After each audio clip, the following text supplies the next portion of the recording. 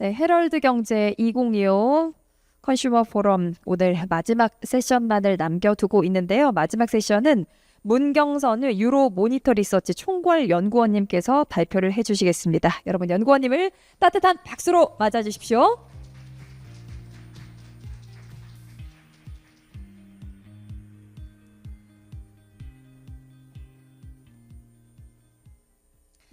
네, 안녕하세요. 유로모니터는 오늘 마지막 순서로 앞에 강연 내용들과는 조금 다른 시각으로 현지인들이 바라보는 K-웨이브는 어떤지에 대한 얘기를 좀 드리려고 합니다.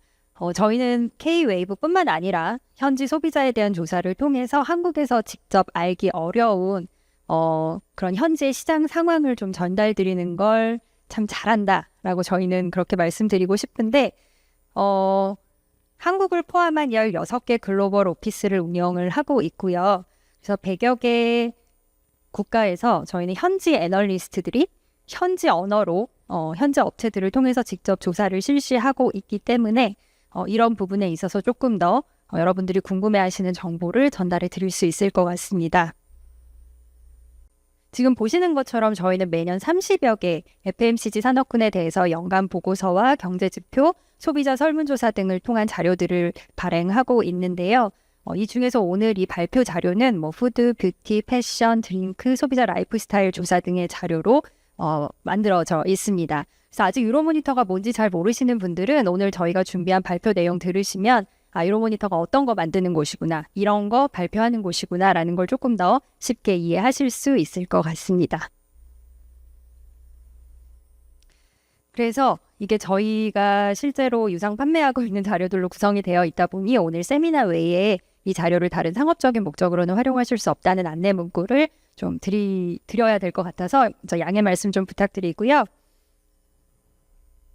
네, 저희가 오늘 준비한 내용은 이런 순서대로 진행이 될 텐데 전하고자 하는 내용이 너무 많아서 바로 본론으로 들어가도록 하겠습니다. 그리고 앞서 발표해 주신 분들이 굉장히 무대를 장악하면서 재밌게 해주셨는데 저희는 사실 그냥 저희의 피셜이 아니라 실제 데이터를 기반으로 해서 현지에서는 이렇게 생각들을 하고 있습니다 라는 내용을 전달드려야 하기 때문에 오늘 사실 데이터가 굉장히 많습니다. 그래서 제가 그 데이터 숫자들을 다 기억을 못해서 좀 자료를 참고해서 숫자랑 같이 내용을 좀 풀어드리도록 하겠습니다.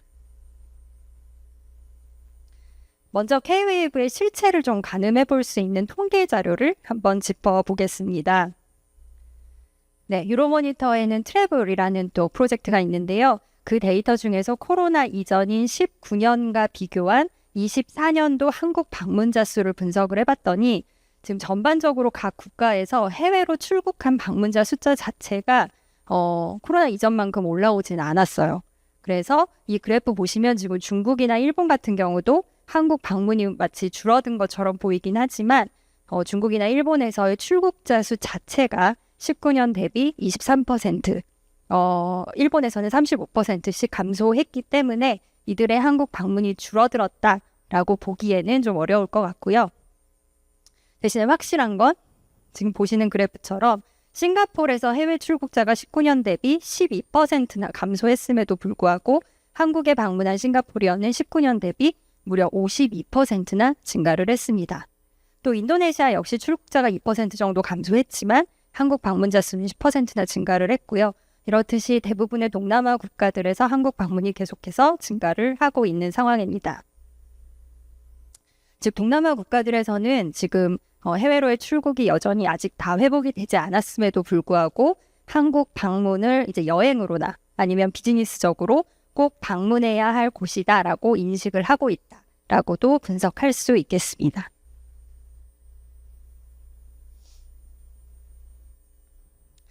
다음은 K-비즈니스에 직접적으로 영향을 미치는 소비재 수출 데이터 한번 살펴보시겠는데요. 현재 소비자 수출의 약 60%는 아까 앞서서 말씀하셨던 것처럼 자동차가 다 차지를 하고 있어서 이 부분을 제외하고 보니 한국 소비재 수출은 22년부터 성장률은 지금 다소 둔화되고 있는 상황입니다. 하지만 현재 K-웨이브의 가장 중요한 가공식품은 13%, 농산물은 5%씩 성장을 한 것으로 나타났습니다. 실제로 이 K푸드로 현재 견인하고 있는 즉석밥, 김밥, 볶음밥 같은 이 곡물 가공품들은 실제로 농산물로 분류가 되어 있어서 이 농산물 카테고리 역시 지난 15년 동안 15년 이후로 계속해서 성장을 하면서 지난 8년간 연평균 13%씩 꾸준히 성장을 하고 있습니다. 특히 이 식품 같은 경우에는 미국으로의 수출이 굉장히 괄목할 만한 성과를 보이고 있는데 김, 라면, 과자, 빙가류 모두 다 성장을 하고 있지만 그중에서도 컨펙셔너리나 과자 같은 카테고리들이 무려 전년 대비 42%나 성장을 하면서 정말 다양한 카테고리에서의 K푸드 신화를 쓰고 있다라고 할 수 있겠습니다. 또 식품 수출에서 한 가지 굉장히 특이한 점은 과일이라고 불리는 배, 딸기, 포도가 있어요. 근데 이 과일들은 사실 굉장히 흔한 과일이어서 각자 나라 애들도 다 있지만 한국 품종이 조금 다릅니다. 우리 아들 먹어서 모르지만 굉장히 달고 고급스러운 이 과일 수출이 매년 2자릿수씩 성장을 하면서 K푸드의 다양성에도 지금 큰 역할을 하고 있는데 특히 작년에 대만으로의 포도 수출이 전년 대비 400%씩 급증을 하기도 했습니다. 화장품은 23년 기준 전년 대비 6% 성장을 했습니다. 21년 이후로 이제 중국으로의 수출이 감소하면서 실제 수출액은 많이 감소하긴 했는데 중국을 제외한 다른 국가로의 수출은 꾸준히 증가하면서 지금 K뷰티의 중국 의존도가 21년도에 53%에서 23년에는 32%로 매우 낮아져 있는 상황입니다.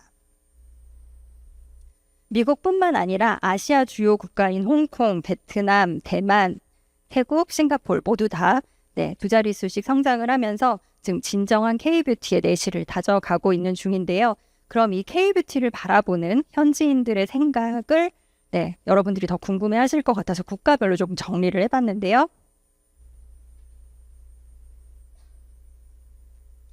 저희 유로모니터는 매년 K뷰티에 대한 소비자 설문조사를 실시하고 있습니다. 한국을 포함한 20개 국가 소비자를 대상으로 K뷰티나 J뷰티, C뷰티 이런 키워드에 대한 조사를 진행을 하고 있는데 K뷰티에 대한 신뢰도는 지금 보시는 것처럼 인도네시아가 1년 새 또 굉장히 크게 성장을 하면서 1위를 유지하고 있고요.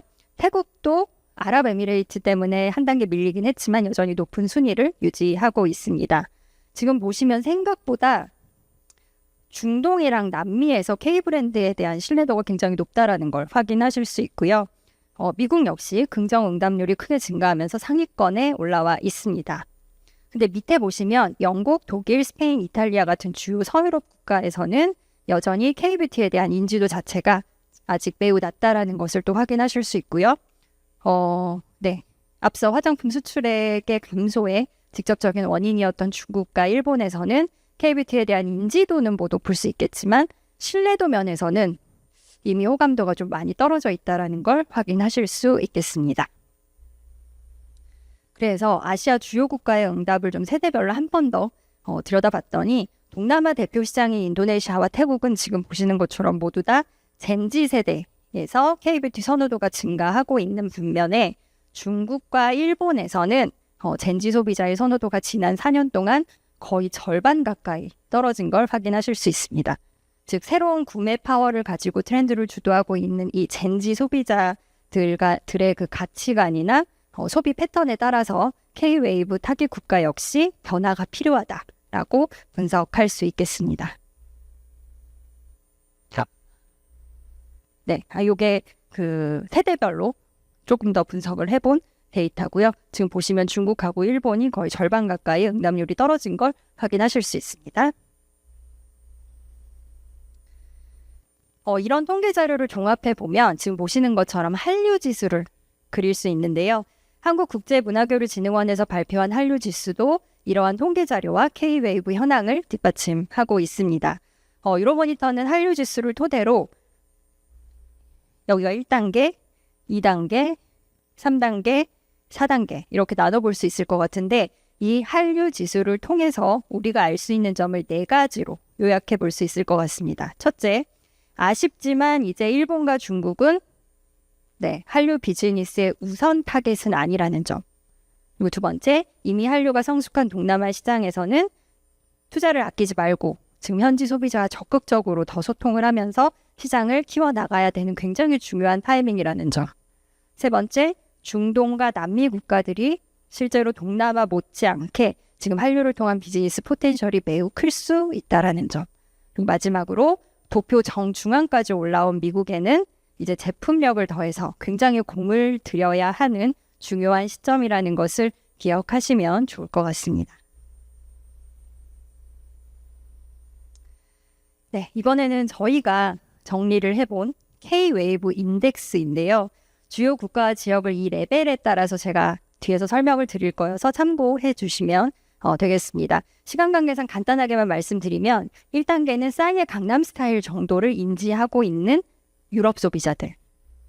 그리고 2단계로 레벨업 되면서 BTS나 블랙핑크를 알고 있고 K-팝을 좋아하고 그리고 한국 음식은 매운 음식이다라는 것 정도를 인지하고 있는 유럽에 조금 더 업그레이드된 그리고 미국에 조금 더 업그레이드 되어가고 있는 소비자들. 3단계는요. 이제 난이도가 갑자기 확 올라갑니다. 3단계부터는 한국인들의 몇 가지 라이프 스타일을 따라하고 싶어하는 동남아 소비자들. 그리고 이 한국인 따라하기 퀘스트를 다 완료하면 마지막 4단계는 한국에 여행 와서 퍼스널 컬러 진단받고 뭐 인생 네컷 사진도 찍고 배달 음식 시켜 먹고 같이 편의점 털러 가고 이런 식으로 정말 한국인보다도 더 한국인답게 살아보는 그런 단계라고 할 수 있겠습니다.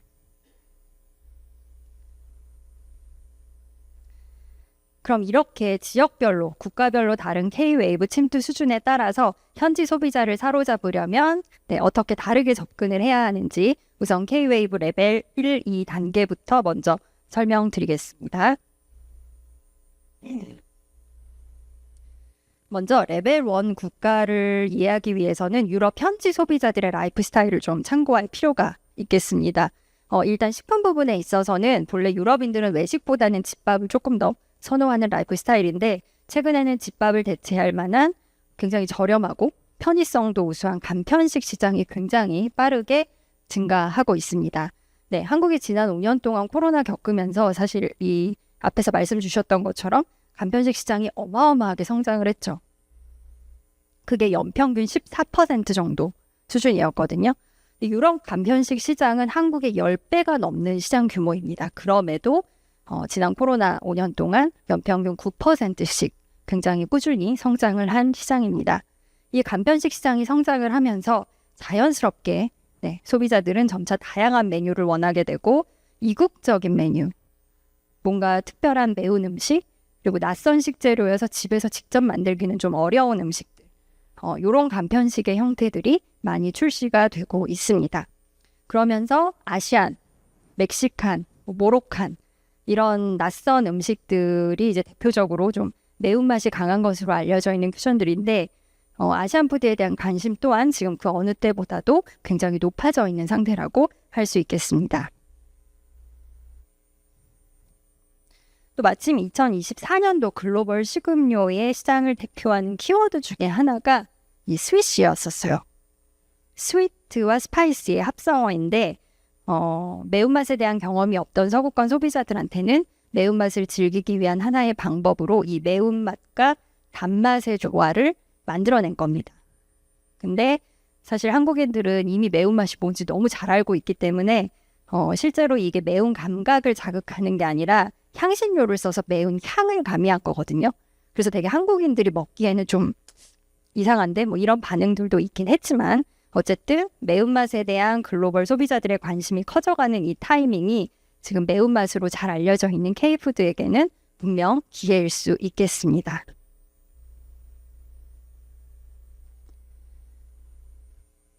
네, 이런 트렌드의 흐름을 타고 유럽에서는 지금 아시안 인스파이어드 레디밀이라는 카테고리가 굉장히 다양하게 출시가 되고 있는데 여기서 우리가 한번 짚고 넘어가야 될 점은 유럽 소비자들이 이국적인 메뉴나 아시안 메뉴에 대한 관심은 당연히 말씀드린 것처럼 증가하고 있지만 이게 특별히 한국 음식인지 베트남 음식인지 중국 음식인지 그 메뉴의 정체성을 구분하기보다는 뭔가 낯설었던 아시아의 음식이라는 것을 인지할 수 있게 되는 아직은 그 수준, 그 레벨에 있다라는 얘기를 좀 드리고 싶습니다.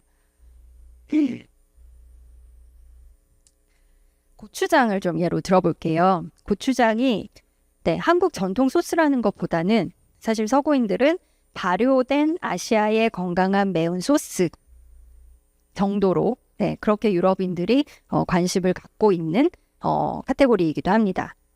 런던에서 쉽게 볼 수 있는 와사비 테이크어웨이 전문점인데요. 여기에서 판매하고 있는 고추장 연어구이 누들이나 오른쪽은 뉴질랜드 더니든 시골 마을에서 제가 직접 주문해서 먹어본 컬리플라워 고추장 햄버거인데 이런 메뉴를 접하는 현지 소비자들 입장에서는 이 연어와 누들 그리고 햄버거에 들어가 있는 이게 데리야끼나 살사 소스, 케찹, 브라운 소스가 아니라 약간 스파이시하고 크리미한 고추장이라는 소스가 들어가 있대라는 거를 인지하는 정도이지 사실 이 소스가 한국의 전통 소스인 고추장이라는 소스래 라고까지는 크게 사실 관심이 없습니다. 즉 이런 레벨 1 국가에서는 이 K-웨이브가 조금씩 존재감을 드러내고는 있지만 K-팝을 좋아하고 오징어 게임을 봤다고 해서 내가 한국 음식을 먹어보고 싶다거나 한국에 가보고 싶다거나 한국 걸 굳이 사보고 싶다거나 그렇게까지 이어지지는 않는다는 것이 K-웨이브를 바라보는 현지 소비자들의 냉정한 현 주소라고 할 수 있겠습니다. 그래도 미국, 유럽에서 그나마 소비자들에게 가장 친숙한 아시아 음식이 라면일 텐데요. 아까 쉬는 시간에 오늘 저녁에 라면 먹어야겠다라고 하시는 분들 많으시던데 라면도 사실 그들에게는 그냥 아시안 푸드지 K-푸드로 인지되고 있는 건 아닙니다. 실제로 글로벌 라면 시장에서는 지금 대만, 중국, 일본 라면 브랜드 인지도가 훨씬 더 높기도 하고요. 간편식의 성장과 마찬가지로 서구권에서는 저렴하고 편리한 한 끼로서 이 인스턴트 누들을 선호하면서 글로벌 라면 시장은 지금 굉장히 크게 성장하고 있습니다. 특히 미국 인스턴트 누들 시장이 굉장히 빠른 성장을 보이면서 23년 처음으로 미국의 라면 시장 규모가 한국을 넘어서기도 했습니다. 지난달 한국 라면 수출액이 처음으로 10억 불을 넘어섰는데요. K-푸드 성장에 사실 미국 시장이 굉장히 크게 기여를 하고 있는 셈입니다. 인당 소비 금액으로는 물론 아시아 국가들이 여전히 압도적으로 높기는 합니다. 미국은 인당 연간 라면 소비 금액이 아직 $10가 채 안 되지만 지난 5년간 연평균 17%의 성장률을 보이면서 라면 시장의 덩치를 지금 키워가고 있습니다. 미국인들의 라면 수요 증가가 K-푸드에는 분명히 기회일 수 있는데요. 글로벌 주요 라면을 제조하는 식품회사들 중에서 세계 탑 기업들의 점유율은 지금 계속 하락하고 있는 반면에 5위를 유지하고 있는 농심 같은 경우는 탑 5 중에서 점유율이 지난 5년 동안 10%포인트 이상 성장한 유일한 기업이기도 했습니다. 또 10위권 내에서 유니프레지던트나 네슬레처럼 공룡 식품 기업들의 점유율은 계속해서 떨어지고 있지만 삼양식품은 지난 5년 동안 글로벌 점유율이 70%포인트 이상 성장하기도 했습니다. 이런 미국 시장에서는요. 미국 소비자들이 인스턴트 누들을 구매하러 마트에 갔을 때 누들 코너에 진열되어 있는 수많은 아시아 라면 브랜드들 중에서 딱히 미국 소비자들이 뭔가 브랜드의 충성도를 가지고 제품을 고르는 단계는 아직 아니기 때문에 현지인들의 접근성이 높은 브랜드가 되는 것, 즉 메인 채널에 잘 유통이 되는 것, 이것이 바로 현지의 K-푸드 확대의 가장 중요한 요소라고 말씀드릴 수 있겠습니다. 몇 가지 아시아와 관련된 사진들을 보시면 이게 각각 어느 나라인지 좀 구분이 되시나요? 우리는 아시안이니까 우리는 어느 나라인지 구분을 좀 할 수 있지만 사실 미국 소비자들에겐 딱히 이 사진이 한국인지 일본인지 베트남인지 태국인지 크게 구분하고 싶어 하지 않습니다.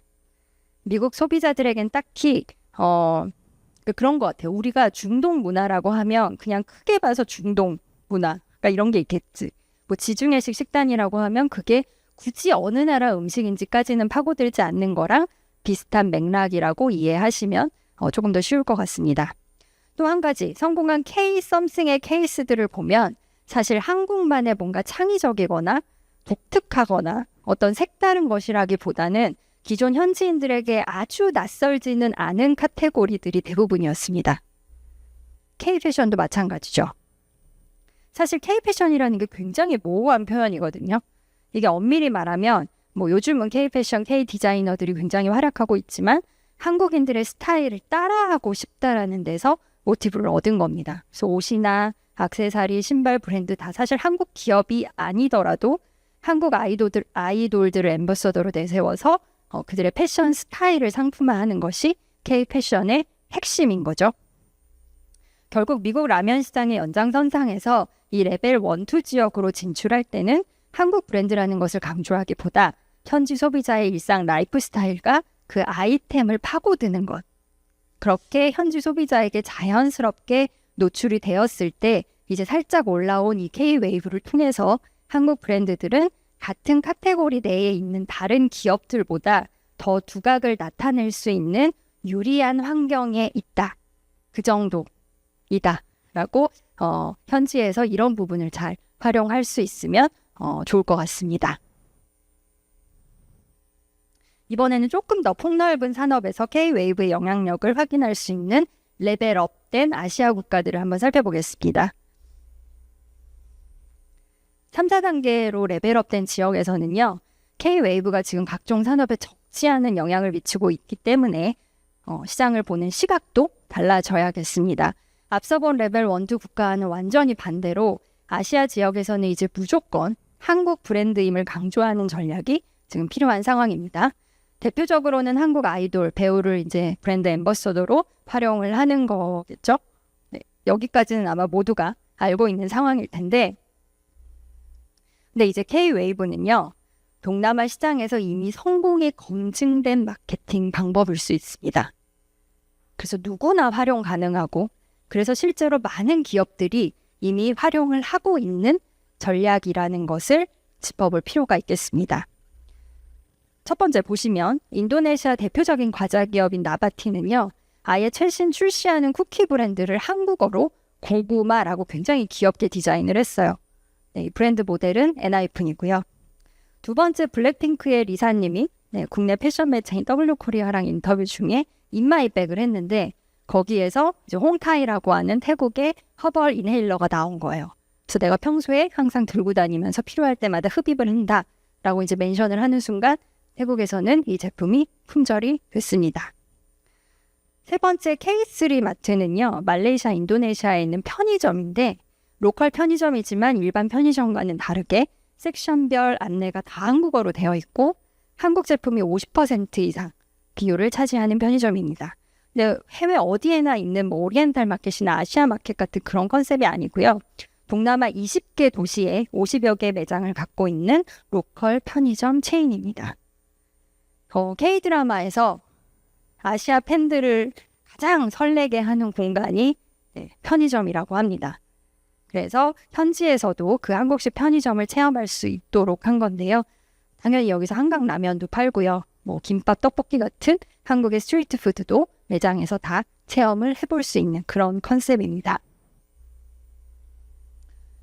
우리가 흔히 얘기하는 K-웨이브는 그동안 한국 기업들이 해외로 성공적으로 진출하는 케이스에 대해서 스포트라이트가 막 됐었었는데 지금 보시는 것처럼 이제 아시아, 특히 동남아 시장에서의 한류는 한국 기업을 위한 문화가 아닐 수 있습니다.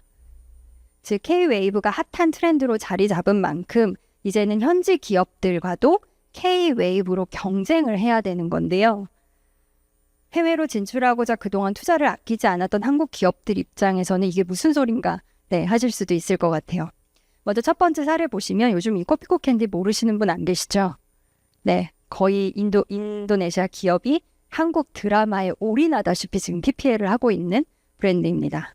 물론 한국 내의 매출도 5년간 138%나 성장하긴 했지만 여전히 지금 매출 규모가 한국은 아시아 전체 매출의 한 2%도 안 되는 비율이기 때문에 사실 이 기업에게 한국은 별로 중요한 시장이 아닙니다.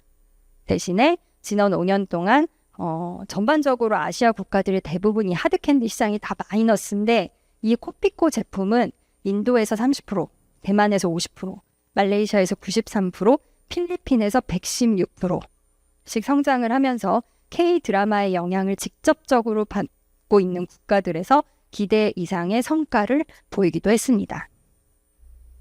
두 번째 스케쳐스 브랜드는 미국 브랜드죠. 최근에 이제 이스라엘 전쟁 이후에 사실 무슬림 국가들에서는 반미 감정이 커지면서 실제 비즈니스에도 많은 영향을 미치고 있습니다. 네, 이 스케쳐스가 현지에서 차은우 씨를 모델로 쓰면서 다른 미국 브랜드들과는 다른 행보를 보이고 있다라고 평가를 받고 있고요. 오른쪽은 미에세답 인도네시아 라면 브랜드입니다.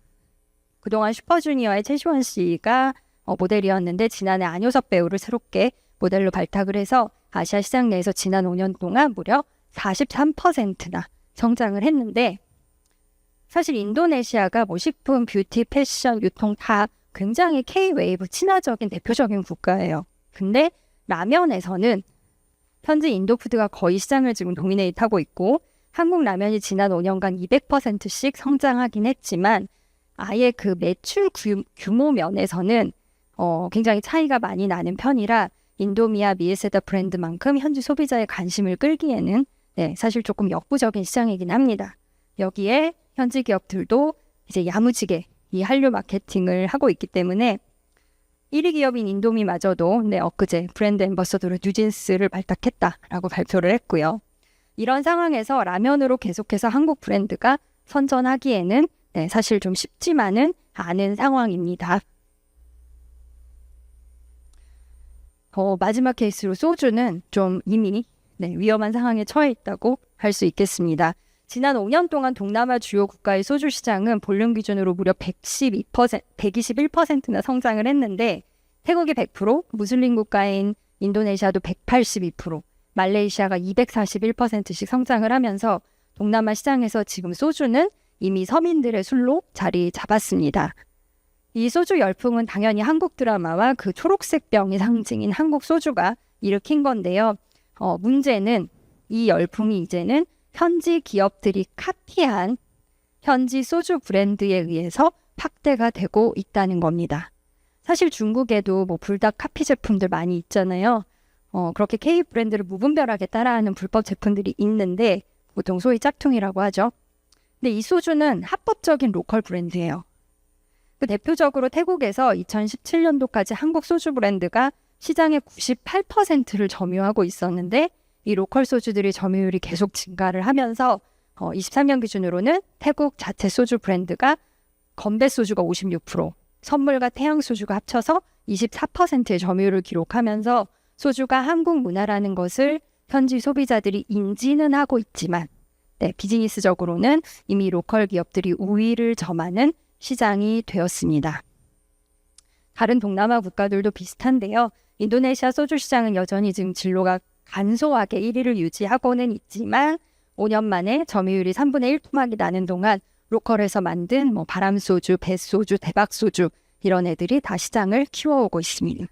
근데 더 심각한 건요. 인도네시아 인구의 85%가 무슬림이에요. 이들을 위해서 할랄 소주가 등장했다는 겁니다. 무슬림이더라도 그래서 내가 술은 못 마시지만 그래도 K-드라마 주인공처럼 소주를 마시고 싶어하는 그 현지 소비자들을 위해서 로컬 기업들이 그들의 니즈를 간파한 건데요. 이 K-웨이브를 토대로 한국 브랜드가 키워온 소주 시장이 로컬 브랜드의 현지 맞춤화 전략 덕분에 전혀 다른 국면을 맞이할 수 있다는 점에서 지금 해외 진출에 고무되어 있는 한국 기업들이 충분히 고민할 필요가 있는 케이스라고 하겠습니다.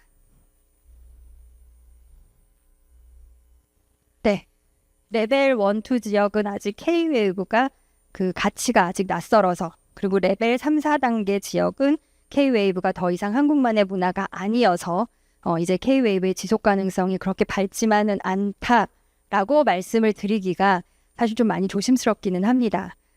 그리고 정부 관계자분들이 들으면 굉장히 안 좋아하실 만한 내용이기도 하고요.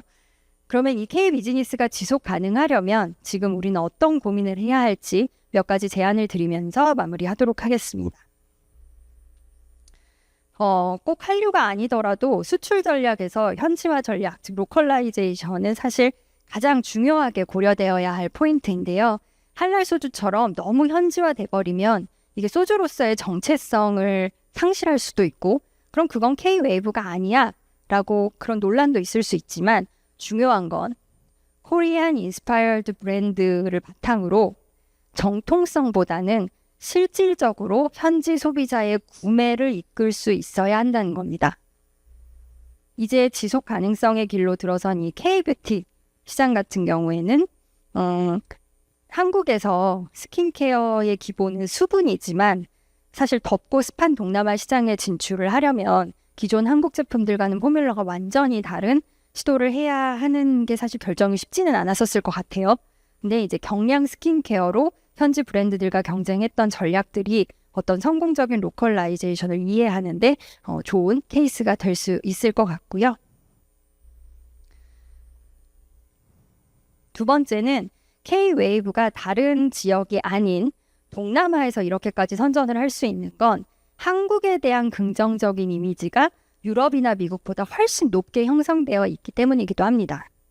한국 건 믿을만하고 한국 건 뭔가 고급지다라는 인식은 앞으로의 지속 가능한 K-비즈니스의 가장 중요한 포인트일 수 있겠습니다. 특히 소소한 생활용품 영역에서 지금 중국 침공이라는 말이 많이 나오고 있어서 이 프리미어마이제이션은 더욱더 중요해진다라고 말씀드릴 수 있을 것 같고요.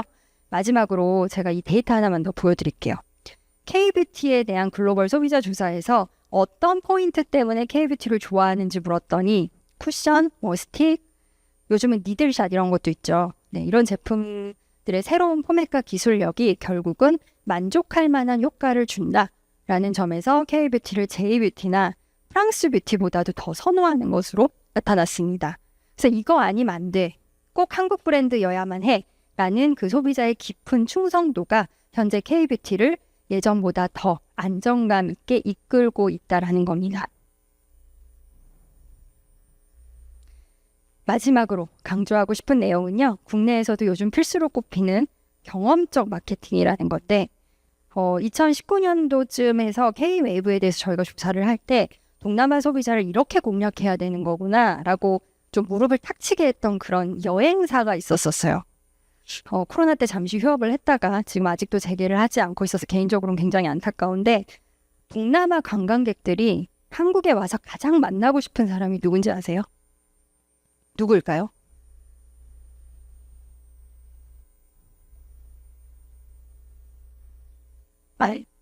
상상력을 한번 발휘해 보시면 좋을 것 같습니다.